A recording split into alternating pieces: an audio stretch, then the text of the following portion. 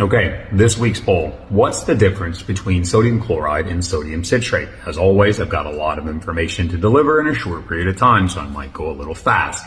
Both sodium chloride and sodium citrate have sodium, and that's what's the key co-transporter to get the water into the cell or the interstitial spaces, which actually hydrates you. Now, sodium chloride is just simply table salt, and we know what that tastes like. We have a lot of it. It tastes really salty. You put it in water, it makes you really thirsty, kind of like a bar trick, like salty peanuts or salty snacks at the bar, keeps you drinking. Okay, so when should you use it?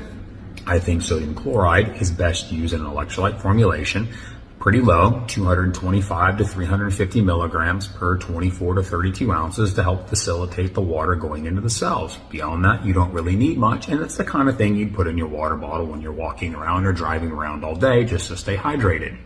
What about sodium citrate? Sodium citrate is different. That's sodium, which still acts as a co-transporter, but it has carbon, hydrogen, oxygen. When that gets broken down, it acts as a buffering agent. So what does this buffering agent do? Well, it can actually reduce lactate accumulation. Not enough that your muscles aren't going to burn, but enough that you could potentially get a sports performance benefit out of it. It sits up there with creatine, beta-alanine, and the whole sodium bicarbonate fat. Is it useful? Absolutely.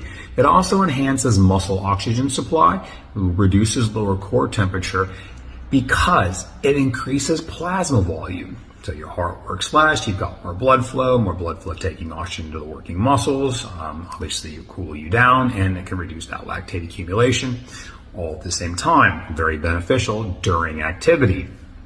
Also, sodium citrate's a bit more palatable, meaning it's less salty, so you can take it in and not feel like you're drinking salty water.